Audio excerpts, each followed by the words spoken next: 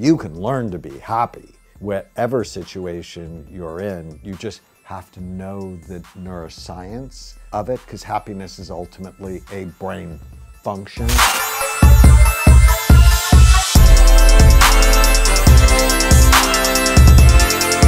not often that we get to talk to a living legend, and I'm here at your spot for a change. So my good friend, Dr. Daniel Amen, welcome back to the show. Shawn, so great to be with you. Makes me happy. This is our subject today, one of my favorite things to talk about.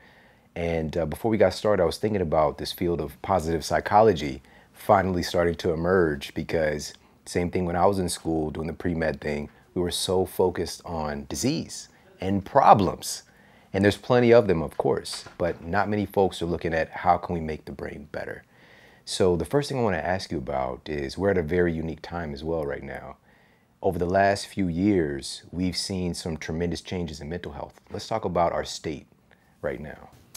So before the pandemic, we were at epidemic levels of anxiety, depression, ADHD, addictions, the opioid epidemic, for example. Depression was at 8.5% of the population. And then the pandemic hit. And by August of 2020, it was at 28% of the population. It had more than tripled. So not since the Great Depression has there been this level of unhappiness. And as I saw that, I'm like, but you can learn to be happy. Whatever situation you're in, you just have to know the neuroscience of it, because happiness is ultimately a brain function. And as I was tackling this, I came across a video that I just love by Dennis Prager called Why Be Happy? And in it, he says, happiness is a moral obligation. And I'm like, what? So I grew up Roman Catholic, and I went to Catholic school and Catholic high school, and I guarantee you that idea that happiness is a moral obligation was nowhere to be found, that it was about guilt and control and shame. And then it's like, so why is it a moral obligation? Because of how you impact other people. I guarantee you, and you know about this, if you're raised by an unhappy parent or married to an unhappy spouse, and you ask somebody, is happiness an ethical issue? And I guarantee you they're going to say yes. And so what we're talking about is not fluff. It's critical and central, and ultimately it's what everybody wants. But they don't know how to do it. And in the book, in the opening, I start with the lies of happiness. Like more of something will make you happier. And I have a #1 New York Times bestselling book. Another one's not going to make me happier. That ultimately happiness is in the little things that happen day in and day out. That hedonism is the enemy of happiness because it wears out your pleasure centers. So that's hedonic adaptation. So the brain is, like you just said, you already hit #1 New York Times. There isn't like a number above 1 unless you're just like, I want all of them. I want all the spots, you know, and some people think like that, you know, and you've seen this, and I know that I've seen this as well, when folks, you know, they win the championship or they achieve that highest level in whatever it is that they're doing, and then they sink, they kind of lose themselves. And it's because the brain gets acclimated to that high. Even the pleasure things that we seek today, I would imagine, like if we're, you know, whether people are utilizing technology or porn or whatever the case might be, you constantly need more and more and more to have that same level of normalcy, in a sense. Is that accurate? Well, there's an area in their brain.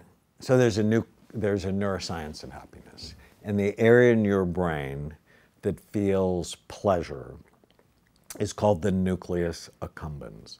And it responds to a number of neurotransmitters, but primarily dopamine. And when dopamine hits it, you go, oh, I like that. But if it hits it too strong, cocaine, or too often, addiction, it wears it out. And then you need to engage in that behavior, not to feel high, but to feel okay. And this is why fame is a disaster for the brain. And I've been blessed. I'm in Justin Bieber's docuseries Seasons to be his doctor, and Miley Cyrus, and I adore these kids. But what happened to them is just a disaster for brain function, that they get so much cool stuff, right, from money and drugs and notoriety, fame and notoriety, and anything they want, but doesn't make them happy. In fact, it makes them sad, and they don't know that we have to protect them rather than, like Justin was on tour, and he had to end it early because everything around the fame was then making it worse. So not sleeping, overworking, video games, bad food, drugs, all the girls, you know, it's like everything to wear out that part of your brain, and you just end up feeling awful. And people go, but you have everything, but not a healthy brain. Yeah, that's powerful. So the neuroscience, so what would a healthy brain look like from a neuroscience perspective? So I did a study for this book where I gave 500 consecutive patients to Amen Clinics the Oxford Happiness Questionnaire. And then I scanned them, because that's what we do at Amen Clinics. I now have 10 clinics around the country. And we looked at people at high happiness scores versus low happiness scores. And you had better frontal lobe function if you were in the high happiness group. And you had low frontal lobe function in the low happiness group, which means don't let children hit soccer balls with their foreheads. That's a really bad idea. Marijuana is not a health food because it drops blood flow to the brain. Alcohol is not a health food because it drops blood flow. And if you have low blood flow to your front part of your brain, you end up making impulsive decisions that damage your relationship, less happiness. Oh man. So these exposures, so the prefrontal cortex is going to be more correlated with happiness? Is that what I'm hearing? Good activity in the prefrontal cortex is associated with happiness, and low activity is associated with depression. Got it, got it. Well, I just had a unique experience, you know, being able to have my brain scanned. You know, we've had many conversations over the years, but to firsthand experience this and to get a peek behind the curtain at my own brain and to see, and to think about how my brain got into the state that it is so revealing, because again, it's this organ that has so much mystery, right? And as you enlightened me to this, before I even met you, I caught a piece of one of your PBS specials at a random hotel in Hollywood when I didn't live here in California. And I was just riveted by the concept of, you know, folks are coming in, maybe they have a heart issue. You can actually look at the heart. You can take a look at the activity. You can get a good beat on what's going on there. With the brain, it's a completely different thing. If somebody's coming in, they have symptoms of depression, anxiety, ADHD, whatever the case might be, in the field of psychiatry, it's just an assessment of symptoms, and then you start throwing drugs at it to try to figure out what it is instead of looking at the organ you treat. And when that really struck a chord for me, to look at the organ, let's take a peek so we're not guessing. And so what would it look like for, you mentioned the prefrontal cortex, but is happiness associated with other aspects as well? Is there going to be brain balance? Because seeing my brain and seeing the activity where you were like, you know, we want a little bit more activity in this part of the brain. Is there such thing as a cohesive brain versus a brain that's going to have a tendency towards lack of focus or unhappiness? Or can you see these states when you look at somebody's brain? Well, you can clearly see the state of the brain. You can clearly see how healthy or not it is. So when I first started doing imaging, I scanned everybody I knew. And I scanned my mom when she was 60. She had a stunningly beautiful brain, full, even, symmetrical. And it reflected her life. She has 7 children, 54 grandchildren and great-grandchildren. She knows everybody's birthday. She's everybody's best friend. She knows about their lives. I mean, she's 90 now. I mean, it's just stunning. And then I scanned myself, and it wasn't healthy because I played football like you. I played football in high school, and I had a lot of bad habits. I was overweight. I was eating a lot of fast food. I wasn't sleeping. And here I am, a double board certified psychiatrist. This is 1991. I'm board certified in general psychiatry, child and adolescent psychiatry. I don't care about my own brain at all because I'd never seen it. And when I looked at it, I became horrified, and I developed a concept I call brain envy. Freud was wrong. Penis envy is not the cause of anybody's problem. Not seen it once. What you really, I wanted her brain. I had brain envy. And we have a foundation, Change Your Brain, Change Your Life Foundation, and it makes t-shirts. And on the back it says Freud was wrong, and the front says it's the brain. So we love that. And when you see it, and then you correlate happiness to brain function, it's you want a better brain. Yeah. And if you want to be happy, the foundational secret, because there's a lot of books on happiness, but none of them talk about the foundational secret to happiness is your brain. With a healthy brain, you're much more likely to be happy. All right, let's go back to the penis envy. I think it was you who enlightened me to the fact that the brain is actually our largest sexual organ. It is. Yeah. And when you get your brain healthy, I love this part of my work because, we talked about my mnemonic, bright minds. You want to keep your brain healthy or rescue it if it's headed for trouble. You have to prevent or treat the 11 major risk factors that steal your mind. And the B in bright minds is blood flow. Low blood flow is the #1 brain imaging predictor of Alzheimer's disease. But 40% of 40-year-olds and 70% of 70-year-olds have erectile dysfunction. If you have blood flow problems anywhere, it likely means they're everywhere. And so as we get people's brains healthier, their sex lives are better, their erections are better because of blood flow.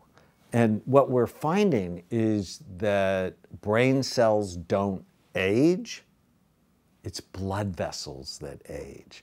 So if you can keep your blood vessels healthy through what you eat and exercise, and hyperbaric oxygen, a treatment I really like a lot,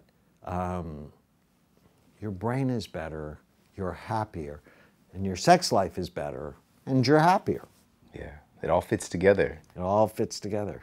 One of the things that you start the book right off with this and talking about these lies of happiness and just that part in and of itself, because that's where I saw also the hedonic adaptation.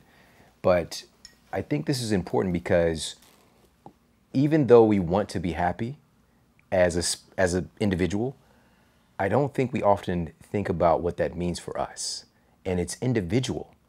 That's one of the things that jumped out at me immediately because my brain, what the ingredients for happiness is different for me than what it's going to be for you or anyone else.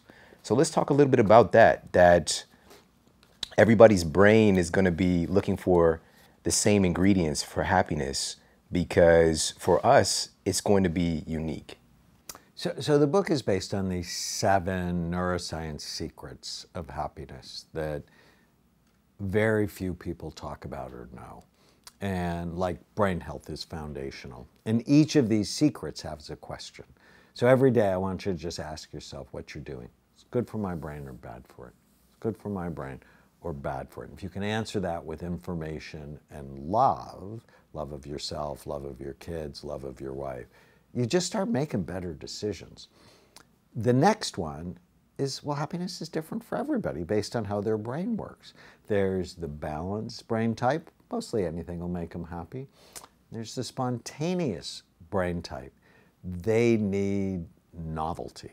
They need excitement. They need stimulation. They like jumping out of airplanes. They like helicopter skiing. They like scary movies because it gives them a dopamine rush.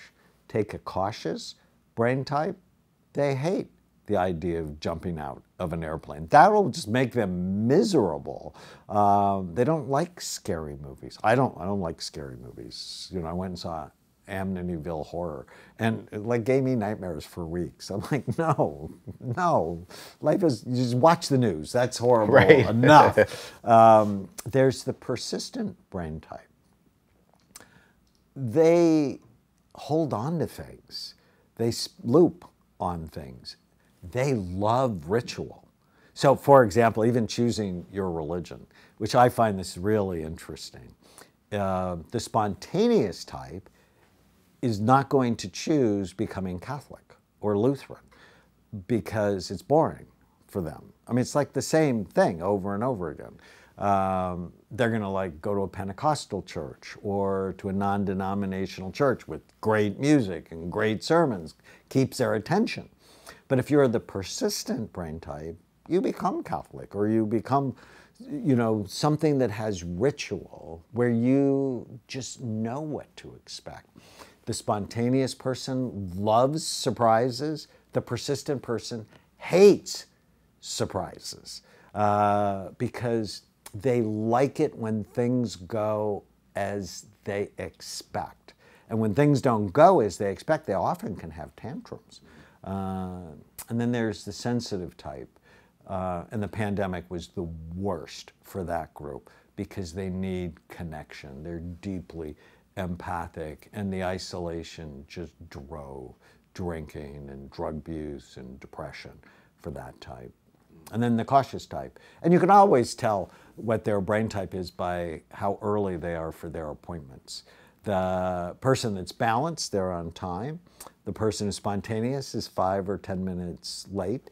The persistent person is on time. The cautious person is 10 minutes early. This is so fascinating. And then to get a peek at people's brain to affirm these things, it's just really remarkable. So I got a question just specifically about the persistence type. Would there be more activity in a certain part of the brain that you would see? Where would that be? In the anterior cingulate gyrus, so in the front, deep in the frontal lobes, is a brain's gear shifter. It allows you to go from thought to thought, move from idea to idea. Be flexible, go with the flow. But when it works too hard in my studies, they tend to be argumentative, oppositional, and if things don't go their way, they get upset. And so I had this one guy, I tell the story in the book, he was head of the Alzheimer's Association here in Orange County, where I live. And he wanted to learn more about my work. And so he came and got scanned. And as I sat down with him, I said, tell me about yourself. And he said, no, I don't want to say anything about myself. I want you to tell me about myself from my scan. And I'm like, no, that's not how it works. We always take your scan and put it in the context of your life. And he's like, no. So right away, I knew he was the persistent brain type. But when you saw his scan, his frontal lobes worked way too hard. And so in front of his wife, I go, you're persistent. You're like a dog with a bone. And when you say you're going to do something, you do it. And you're like on time. And he's like, yes, yes, yes. And you're worried and you're rigid. And if things don't go your way, you get upset. And you tend to be argumentative and oppositional.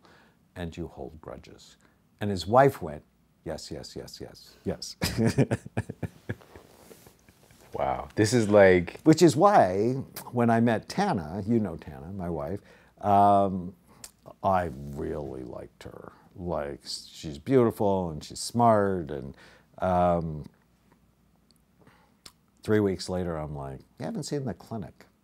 Don't you want to see the clinic? because I needed to scan her, because I'm not going to fall in love with her unless I knew what her brain looked like. Got to see that brain. This is smart. What if that was a prerequisite? You know, when you go to get your marriage license, you get a brain scan, so you know what's actually happening behind the curtain. Because oftentimes in relationships, you meet somebody's representative. You don't really meet them. I like that. I like how you phrase that. You Yeah. meet someone's representative. You know, and this is the thing too, you know, whether even with a job interview, you know, you're meeting a representative of the person and not necessarily who they really are. And humans were very creative at making a facade or an appearance of something. Social media highlights that perfectly, you know, but what if we can actually get more educated, not just for learning about the other person, but learning about ourselves. And this is why I was so grateful for the experience today, because for me, it's not that I'm necessarily trying to fix something, which a lot of people are. They want to fix different things that they're struggling with. I want to be as good as I possibly can be, you know, and we lie to ourselves even with that and how good we're doing. So, you know, this is very empowering. And this leads to another one of these lies as well, which is, you know, regardless, if you want to be happy, just don't worry about it. Just be happy. Don't worry, be happy, right? That's the mantra. I remember, didn't he win a Grammy for that song? Bobby McFerrin. Robin Williams was in the video. Do you remember that? No. Yes. Oh, I'm going to go watch it. Robin Williams was in the video. Yeah. So I always wanted to be the don't worry, be happy person. My older brother is a don't worry, be happy person. And he's also 150 pounds overweight. And he'd like leave work at 3 o'clock and always go play golf. And he was just having fun. And I've always been serious and driven. And then I read a study from Stanford where they did one of the longest longevity studies that actually started in 1921. And they followed this group of 10-year-olds for 90 years, looking at what goes with success, health, longevity. And one of the things they found was conscientiousness was the main driver of longevity. That the don't worry, be happy people died the earliest from accidents and preventable illnesses. I used to think when I became a psychiatrist, I would help people have lower levels of anxiety until I realized some of my patients, I have to give them higher levels of anxiety so they start making better decisions. And I found the scan was just such a great tool. It's like, your brain's not as good as it could be. Let's make it better. And you also showed me what the downside could be too. It's just if you don't do what I ask you to do, aging is not a good thing for the brain. It's like the worst thing for the brain. And did you know if you live to be 85, you have a 50% chance of having lost your mind? You have a 50% chance of being diagnosed with Alzheimer's disease or another form of dementia. I'm 67 now. I'm not okay with that. But I can't start when I'm 82. It's like I need to start as soon as I know, because the decisions I make today will impact me tomorrow and all of my tomorrows. This is a paradigm shifter right here in of itself, because I think that even with this concept of don't worry, be happy, there's some altruism in it, you know, which is, it can be don't let things anchor you or tie you down or control you, but to ignore them, that's the problem. And this is what I'm hearing even with following in that study, folks that were ignoring intelligent advice of like avoiding certain things or having some healthy anxiety. You said healthy anxiety, giving people anxiety, when that term, that word is given so much negative connotation, it's actually valuable human feedback, is it not? What's the appropriate dose of anxiety? Too much is bad. It causes people to suffer. There's a verse in Proverbs that the beginning of wisdom is fear of the Lord. And that used to always bother me. I'm like, why am I supposed to be afraid of God? And I got it, because if you have no fear, you might not be making good decisions. You want some anxiety. You shouldn't just give your phone number or your address to the person to the cute girl you met at the bar. I mean, haven't you ever seen the movie Fatal Attraction? It's just good to not drive 100 miles an hour down the freeway in the rain, because you can play out what could go wrong. Now, if you stay there, you're going to be unhappy. But having a healthy dose of what could go wrong helps you be happy, because you protect yourself. Makes sense. Very logical. I'm so grateful for this, because I think we've gotten away from understanding. We're so external today that we don't really understand. Take the time just to acknowledge the feedback our bodies are giving us, what our brain is giving us, whether it's anxiety or even happiness. You know, what is this guiding me to? What is this informing me about that I'm enjoying? And getting these tools, this leads to another lie, which we're outsourcing our emotions to people who are profiting from us. And one of those is like fast food restaurants, for example. You know, it hit me like a ton of bricks reading the book. It's called a Happy Meal. It's literally called a Happy Meal. I mean, damn, if that's not marketing, like powerful marketing, that I definitely fell into. Because for me, I had a birthday. I shared with you when we were doing the brain scan that I lived with my grandmother. It was one of the happiest times of my life. That was my first time having a Happy Meal, by the way. There was a McDonald's. There was only one fast food restaurant that was close to us. It was a McDonald's, and they had a playground inside. I had a birthday party there. I'll never forget that. It was like, of course, you got the ball pit where, you know, without a doubt, you know, you're going to lose a kid or somebody's going to throw up or whatever in there. But just thinking about the characters of McDonald's, they've got the Happy Meal, but the rest of them are really dark. I don't know if you ever thought about this. Ronald McDonald, first of all, Dr. Amen, it's a clown. I don't know. No disrespect to clowns, but I'm pretty sure most people are a little freaked out by clowns. And then you've got Grimace. His name literally denotes pain. He's this big, overweight, purple guy. We don't even know what he is. And then you got the Hamburglar. He's a convicted criminal. You know, like all these sketchy characters.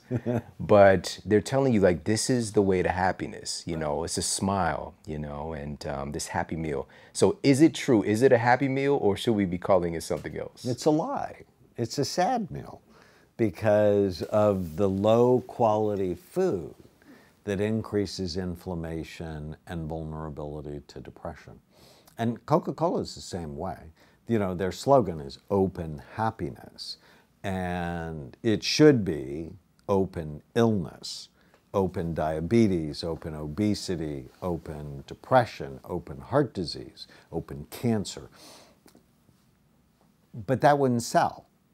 And without real thought behind what you put in your body, you are making other people rich based on your early death. And that's not happiness. And secret number 4 is love food that loves you back. And too often people go, but I love sugar. I did this big program with Pastor Rick Warren at Saddleback Church called the Daniel Plan. And after I gave a lecture there, one of the pastor's wives came into my office, and I was drinking tea, just like I'm drinking now. And she said, would you put the tea down? And I thought, that's really weird. But, you know, I'm generally a cooperative person. And she said, I didn't want you to spit it at me.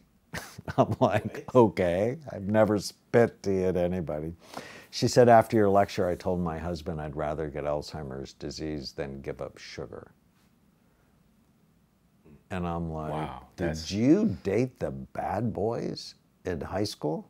Because you're in an abusive relationship. You love something that hurts you. And too many people, they're attached to alcohol, they're attached to pizza, they're attached to ice cream, but it hurts them. And, you know, I was in a marriage for 20 years that was awful. It was just awful. That's why I became a psychiatrist. And I'm not doing it anymore. I am not doing bad. I'm married to my best friend. We're respectful to each other, affectionate, and I'm damn sure not doing it with food. That I can control what I put in my body, and I only want it to love me, not hurt me. Why do we allow McDonald's to do it to us then? Because we don't know. We are blind. In my book, The End of Mental Illness, I have a writing device that if I was an evil ruler and I wanted to create mental illness, what would I do? I'd create American society with fast food restaurants everywhere, with food deserts, with this notion that alcohol is a health food, or marijuana is innocuous, or the news is in fact the news, because the news is not the news.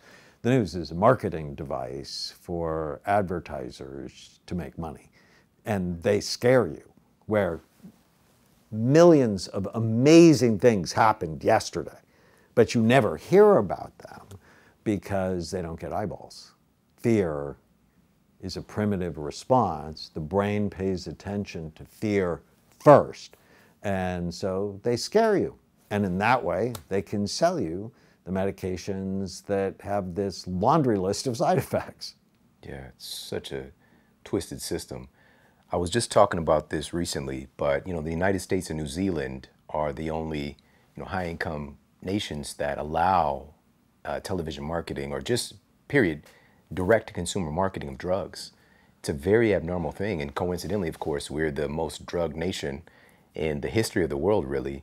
And I want to ask you about this too, because you mentioned things were already trending upward at a shocking rate. We're almost at about 1 out of 10, essentially 1 out of 10 of our citizens having depression prior to the pandemic hitting the scene, and then things doubling, tripling. This was already a big issue. And the ingredients here, because I think this is so important, because I sent you this study. Let's talk about this. I sent you this study yesterday, and it was a big study done by the CDC, and they were looking at what the biggest risk factors for death from COVID was. It was over 800 US hospitals, over 540,000 COVID-19 patients. And they found that obesity was the #1 risk factor for death from COVID, which we knew already. We aren't doing anything about it, but we knew that. The second leading risk factor, which was the most shocking for me, that it was published, not that it's a thing, because I could see it coming from a mile away, as I know you could. The second leading risk factor was anxiety and fear-related disorders. And for me, that jumped right out, because it really spoke to our tragic state of mental health here in the United States specifically. You know, right now, you know, anxiety, depression, ADHD, these things have all been trending out, but it's been heightened. And I don't think people make that connection with the news, for example. They're very well versed at manipulating human psychology to get eyeballs. And it's not necessarily, the first thing I want to ask you about is why are we tuned into them? I think it's this concept of like, we need to be informed. Right. But there's a difference between being informed and being inundated, or being informed and being controlled or manipulated. You know, there's many ways to be informed, but when you start to feel that they're speaking right to a primitive part of our brain, isn't that right? Can you talk a little bit about that? I call it global amygdala hijacking. So the amygdala is this almond-shaped structure in your brain that responds to fear. And especially with the pandemic, and I think a lot of it we were manipulated purposefully so that we would act like sheep. And in my book, The Brain Warrior's Way, I basically ask the question, are you a sheep, or are you a sheepdog, or are you a wolf? And the wolves were out for the pandemic, frightening us, isolating us, separating us from each other. You know, we're a connected species. We have to be connected in order to feel okay, in order to feel happy. And they separated us and then stressed us. Businesses went out of business. People lost their job. There was this chronic anxiety. And I think the decisions they made killed way more people than COVID did, and will continue to kill people for a generation, because children's development wasn't normal during that period of time. Now, not for everybody, but as a rule, I was horrified. And there's not been a time in the 40 years I've been a psychiatrist where governments have told me what I could prescribe and not prescribe based on my education and training. I was furious, I am furious at the reaction so that they could vaccinate everybody. And I'm not an anti-vaxxer, but I'm like, don't tell me I can't prescribe hydroxychloroquine. I read the studies, I'm educated, and if that's a choice my patient and I choose, that's between us. You need to stay out of it. And they did it for hydroxychloroquine, for ivermectin, for fluvoxamine, an antidepressant that actually happened to work to decrease death from COVID. Is actually pretty effective. That was shocking to me when I saw that study. It's so this interesting. Antidepressant, yeah. And when you're sad, your immune system doesn't work. Right. And you're more vulnerable. And we've known that for a long time, that there's association between depression and cancer, and depression and autoimmune disorders. Yeah, no, it's a shocking study. And we can do better, but only if we have a voice. And that's the thing that people, this politicalization of science, they shut down doctors who had a different opinion. And I'm like, what about this is not denial of freedom of speech, where you demonize someone who goes, no, I don't like this. Yeah. At this point in human evolution, that's the thing. In American society, right? At this point, we think we're so evolved and we've got that stuff figured out. Throw in a little bit of fear, which again, it's justifiable fear. And it's just like we devolved. We went backwards so quickly and so I like much. That term. And right in the beginning of the pandemic, because I was online on Instagram like almost every day. And the favorite thing I would tell people is I would read an essay from C.S. Lewis from 1948 that he actually wrote about the atomic bomb. And I'm like, let's just replace COVID-19, where he writes about the atomic bomb.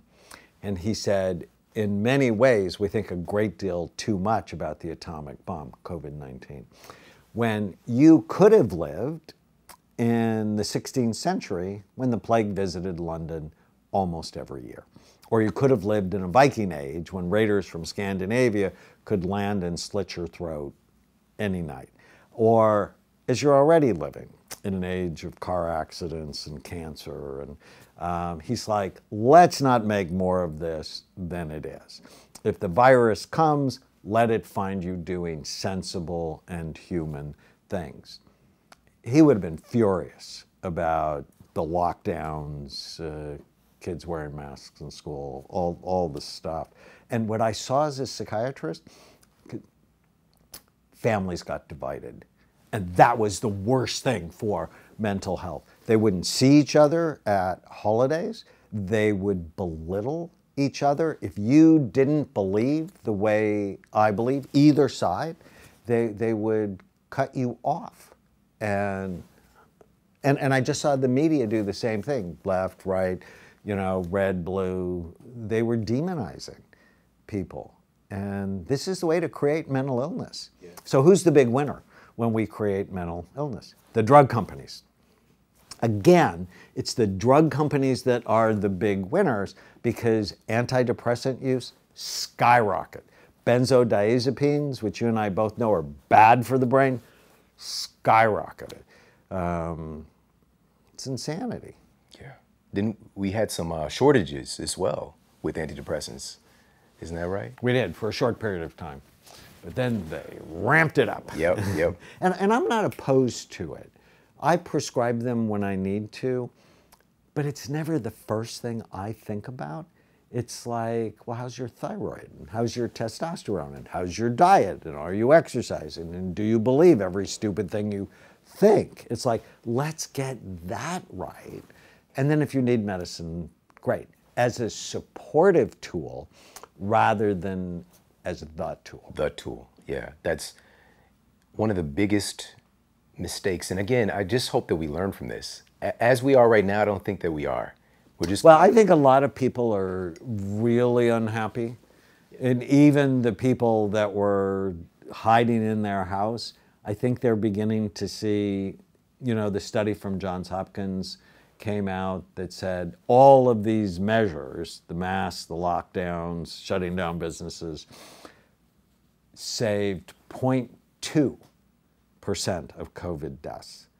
I'm like, and you know that's not considering suicide and job loss and drug abuse. It's, yeah. And all the other we things. We made mistakes. All the other things that come from that. Even when somebody is unemployed, they have like a 40% increase in their incidence of having a cardiovascular event. Right. You know, it's just like all of those other things were suddenly not considered.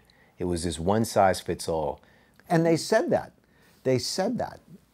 You know, Dr. Fauci said that. He's like, I'm only thinking of COVID deaths. That's outside of my expertise, which is pretty insane when you think about it. A physician should be thinking about everything, not just, will I decrease the spread of the virus? And they didn't decrease the spread of the virus at all. Do you remember the 2 weeks to flatten the curve? That was like, that was literally 2 years ago. You know, and again, it's this one size fits all approach to things, which nothing, even with COVID, even if that is your goal to stop the spread of COVID, nothing happens in a vacuum. Everything else is going to be influenced in a very dynamic, complex society that we exist in. And even have one size fits all treatments when you're not there face to face with that patient, for example, and like you having that, somebody trying to control what you're doing to serve the person in front of you. People got their licenses taken away from them. They got investigated by the medical board. They scared us. There were even editorials like on WebMD that if you do this, these bad things are going to happen. And oh, by the way, you deserve it. There was a lot of control. And the dumbest thing the government did, the number one stupid thing they did, is they talked about everybody has to be vaccinated, and they never talked about you need to lose weight. You need to like eat better. We need to be exercising. Instead, we huddled people in their home afraid and gave them bad food. Yeah. And that's frickin' insane. And I'm a psychiatrist, so I diagnose insanity a lot. This is insane that we know having low vitamin D levels associated with higher mortality. We know being overweight, being hypertensive, having diabetes. But did we talk at all about let's fix the health problems we have in this country? No, we just created more. And, exactly. You know, just stepping back, it's like, the messaging is just backwards. But this is the thing. And again, I love talking with you because it's been like this, Dr. Amen. We've been ignoring the underlying cause of issues. We've just been allowing it. You've had your universe. You've been making a huge impact, of course. But it's still a certain version of reality that most of our healthcare system is not invested in. We've been allowing our society to become sicker and sicker. We are literally the sickest nation in the history of recorded human civilization right now. Right. As sophisticated as we appear to be on paper and we look around at the skyscrapers, but we are just we're not the happiest. Falling apart. Exactly. I think we're 28th or something among developed countries with the happiest, but you're right, we're the sickest in large part because the politicians are funded by big pharma, big food, big agriculture, and big energy. And you got to go, how does this make sense? Where there are fast food restaurants everywhere, and the messaging is, in fact, when Bloomberg in New York actually tried to get a health message out, he got shamed by it. He's like, let's not sell sodas over 16 ounces, right? I mean, who needs more than 16 ounces of sugar water? And, you know, it was like big nannies coming for you, and they would shame him. I used to love being on the subway in New York when Bloomberg was the mayor, because they would have these great posters about, you know, drink water, not soda. And they would actually have soda turning into a glass of fat. I mean, it was really creative, the messaging. But no, we want our freedom to be as sick as we want to be. The problem is everybody's paying for it, right, in an awful way. And I don't want to be big nanny. I want to be big teacher. Yeah. I want to go, do you want to be happy? You need to be healthy. Yeah. Because happiness and brain function are connected. Yeah. As you said, we're paying for it, even if we don't realize it. We have a $4 trillion a year healthcare system. $4 trillion. We're so far ahead of any other country, and yet we're the sickest. You know, but we're not.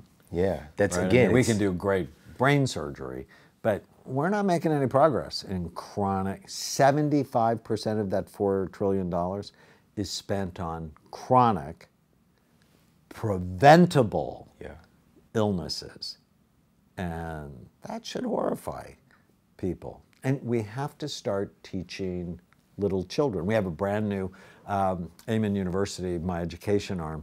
We have a brand new preschool through grade 1 course where we teach kids to love their brain. It's called Brain Thrive. And it's done with puppets and super fun and cute. I know McDonald's is going after your children. Yeah. And Coca-Cola is going after your children. Well, I want to go after them too, but in a way that sustains their health rather than in a way that hurts their health. Yeah. If they're as intelligent, which they are, at doing their job, they're going to be looking for lifetime customers. You know, get them while they're young is kind of the tenet. And, you know, especially again, a developing brain is going to be so much more susceptible, I would imagine, to their marketing. And that's why God gave you parents. But if you're, you know, children do what parents do, right? You're modeling health or you're modeling illness. And if you want to be healthy and happy, you have to model health and happiness. So secret number 6 is notice what you like about other people more than what you don't. I love that one so much, because to be happy, you have to give away happiness. And you do it like you totally can shape your wife by what you notice. If you only notice what she does wrong, she's going to be unhappy, and you're going to shape her to be miserable. But if you really focus on paying attention to what you like, I mean, I know exactly how to get my wife to yell at me. She has red hair, she's pretty intense, and I know how to make her smile and want to hold me. And so if I focus on giving away happiness, I'm so much more likely to be happy. That just sounds intelligent, you know. But I think, again, we don't know that we have that power. And I don't know what it is. And I've got you here, so I'm going to ask you, why, when we know what makes the other person happy, would we pick on or choose to focus on the things that irritate us? Well, the spontaneous person plays this game, none of it's conscious, but they play this game called Let's Have a Problem, because it stimulates them. I often think of ADD as adrenaline deficit disorder. So they're often adrenaline seeking. And you can actually tell when a girl has ADD, a teenage girl, by her dating patterns, because they get adrenaline from falling in love and dopamine. And so what you see with them is they fall in love, and then they fight because they get adrenaline from fighting, and then they break up, and there's all that drama, adrenaline with breaking up, and then they fall in love, and then they cycle through that. So if you see a girl that's doing that, get her scanned, because she very well may have ADD that nobody knows. And in my book, Healing ADD, I talk about the games ADD people play. And it's let's have a problem. Yeah, that's bananas, but I've seen it before. You know, let's spice things up unconsciously. Because there's no reason that the person would even consciously want to have a problem. No, unless they grew up in it. Because the brain doesn't do what's good for it. The brain does what it has done, which is why you have to be very careful with what you allow your brain to do. Because once you allow it to do it and it gets dopamine, it's going to go seek it again, even if it's bad for you. Yeah. Another one of these lies you kind of dissect is focus on technology today, you know, and I didn't even know that there was a thing as, well, of course, I know that people can be addicted to gaming, but now it's like a classified disorder, you know, because it could so dominate and take control of somebody's life and their livelihood. But again, we seem so evolved because we've got technology. We've got all these incredible tools that we can use. We can create these entirely different universes.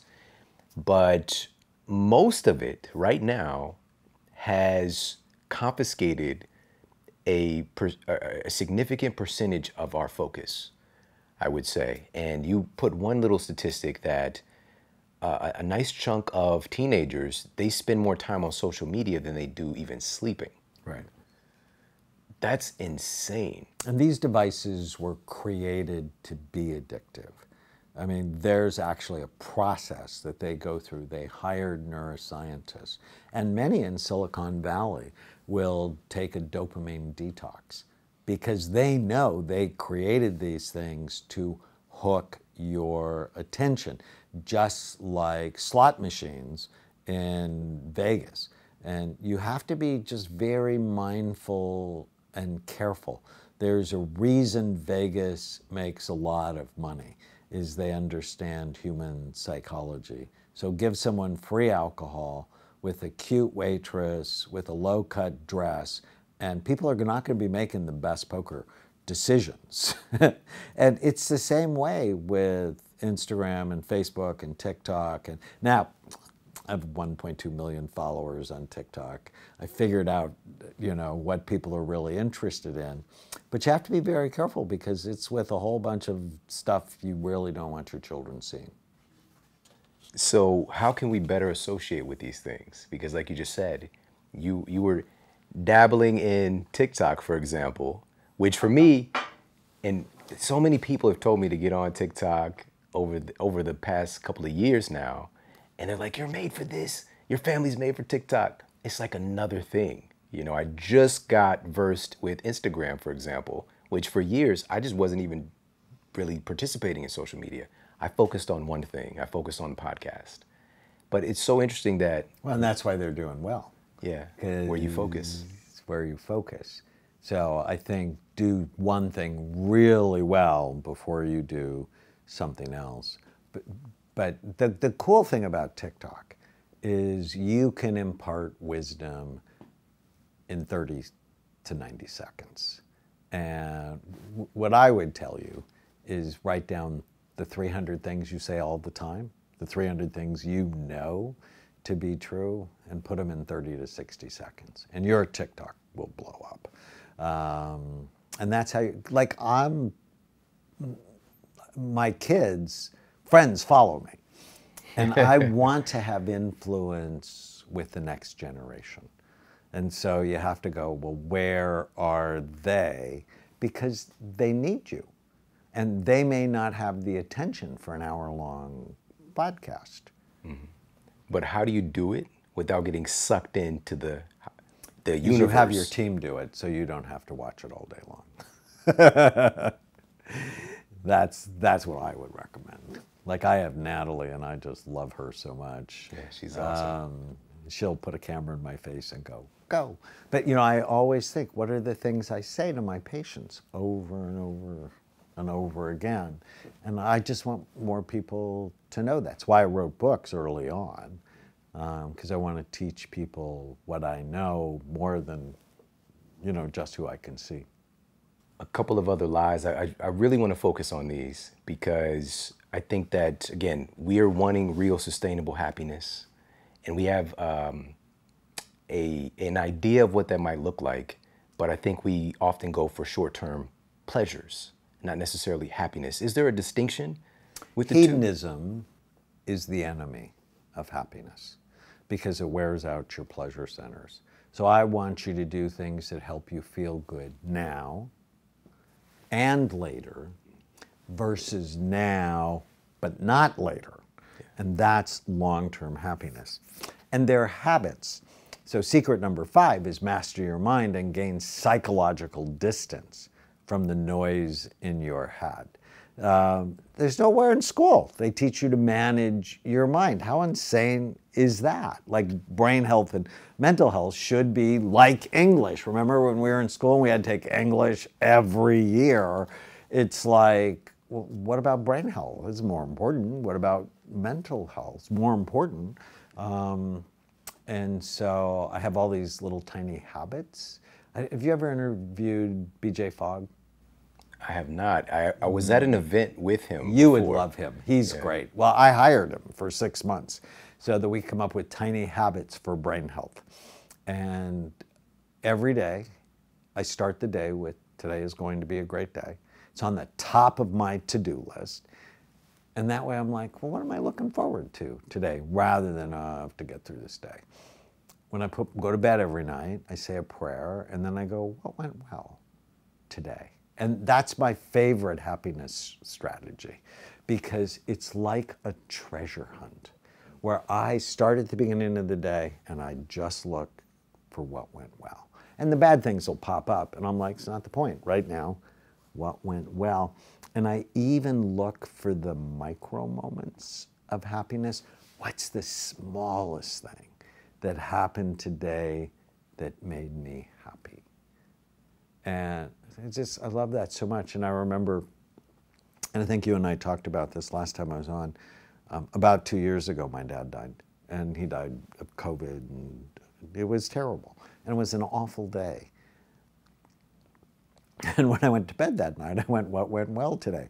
Because it's my habit, right? Your brain does what you've done. And, you know, initially I'm like, really, today? But it's my habit. And I thought about an interaction between the police officer and my mother. And it was so funny. And then I thought about all the texts I'd gotten from my friends and how loved I felt. And then I thought about holding my father's hand before they took him away. And it was so soft. And then I went to sleep. And you have to build these habits because even though I grieved for him, still miss him, I went to sleep. And if you want to get over grief, you have to sleep, right? I mean, you would agree with me on that. And it's these little tiny exercises, looking for the micro moments of happiness. I have another fun exercise where write down the 20th happiest moments of your life. I actually had one happen last May. The Canadian Association of Nuclear Medicine. So my work has been very controversial. I've gotten no end of grief from my colleagues. But last May, the Canadian Association of Nuclear Medicine wrote new procedure guidelines for SPECT as if I wrote them. And of the 10 authors, 5 of them were my students. So happy. Wow. But I take those 20 happiest moments of mine and I plant them around my house. So I make an association in my mind, like my front door is my wedding day and I'm carrying Tana over the threshold. And I almost drop her, but that's because the night before when we were practicing our wedding dance, I almost dropped her. But it was funny and nobody got a head injury. That, every time I walk through the door, Plus that reminds me how much I love her. So I'm going to notice what I like more than what I don't like. And when I go into the living room now, it's where I got an award from Discover magazine. One of my research papers was listed as the top science story, neuroscience story for 2015. That's pretty cool. And then I put the Canadian paper there as well. So every time I see my living room, I see happiness. Whenever I go to the kitchen, my grandfather's at the stove. I'm named after him. He was my best friend when I was growing up. He was a candy maker. And we're making brain-healthy hot chocolate. So we used to make fudge together, but I'm like, no, I want you to live longer. It was sad when he died. And so wherever I go in my house, I find happiness. Wow, I love this so much. So just to wrap things up, we're talking about real sustainable strategies for happiness, which is coming at a premium right now. But I think that all that's taking place is a big opportunity for us to do some of the things that we should have done prior to the pandemic. And it's bringing those things right into a spotlight for us. But it's getting caught up in these short-term lies of happiness, which again, it's not, we don't want to vilify these things, but I know that you will, especially if you know what it does to the brain. But we go to, if we're feeling unhappy, alcohol to lift us up, or a particular drug or technology even, and not understanding the long-term ramifications when we keep leaning on those things. Those are the lies, and you outline that so well in the book. And then also, most importantly, you give strategies for what does real happiness look like? What does a happy brain look like? And here's the map to get you there. So it's just, you're a remarkable human being. And I'm so grateful that you're here right now for all of us when we need you, at this time in human history. And, I want everybody to run out and get a copy of the book like yesterday, You Happier. And literally when I was reading this book, it came up for me several times, which is like, how do you have the time to create these books? It is unbelievable. All the stuff that you have going on in your life, your family, and yet you just keep on writing these remarkable books for us that keep on just shooting to the top and reaching so many people. How do you do it? I love writing. Writing makes me happy. And I love sharing, and I'm disciplined. So yeah, there it is. Yeah, no, creating makes me happy. I knew that was going to be the answer. That's why I asked you. It makes you happy. Makes me so happy. It's not even something that you got to try so hard to make a part of your life. No, it's an automatic. And I often will tell my wife, oh, I think this will be my last book. And she rolls her eyes. Yeah. Yeah, no, it's who I am and I love it. It doesn't mean it's not a hard process. Like creating the idea, I mean, that's just pure joy. Right. Doing the outline is fun. And then like about a quarter into it, I suffer for a bit. Yeah. Is it the right one? Is it the right message? Do I want to do it? And sometimes it'll change. But now I get to talk about it. And then I get to connect with my friends. It's a very special process. I've told many people that writing a health book is not necessarily healthy, and it's gonna cost you something, but the reward is so great, the follow through. And so I want to close by mentioning this article. This was just published in the New York Times. I think it was yesterday. As of this recording, it was yesterday. The title of the article is "We Will Forget Much of the Pandemic." That's a good thing. And earlier I mentioned this, that I don't think enough of us are taking the opportunity to learn these lessons. The separation that's taking place with our citizens, the divisiveness, the politicization of science, the ignorance of really high quality science, the one-size-fits-all treatment of our citizens, of our children. We need to learn from this stuff, ignoring our biggest susceptibility, which is obesity.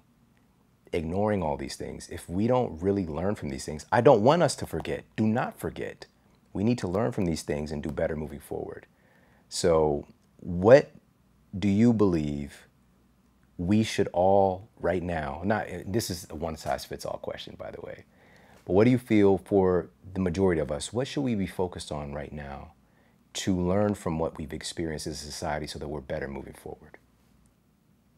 Well, the brain has memory for a reason, so that we can be better and we can know what's dangerous. That being controlled as a population is bad for us. That freedom of speech is foundational to a democratic society, to our democratic society. And whenever you see someone being shamed for their position, that's bullying. And that's not okay. That you have to stand up, even if they don't agree with you. Shutting down speech is wrong. And you saw that with the social media platforms. We should have just been furious with that.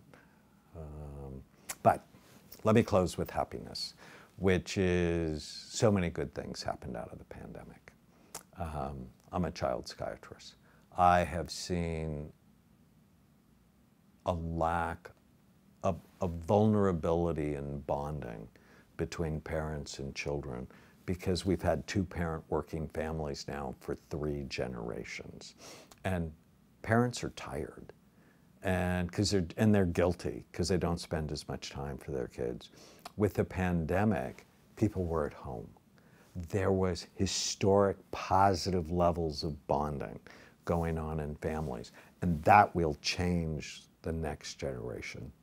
I adopted our 2 nieces, and right before the pandemic, they came to live with me, and we had like 2-hour dinners, and we made dinner together, we cleaned the kitchen together, we talked about abortion, we talked about the death penalty, we talked about everything under the sun, and we will be closer for a generation because of that. So if we can look for the blessings, not just be focused on the curse of it, that will help us be happier.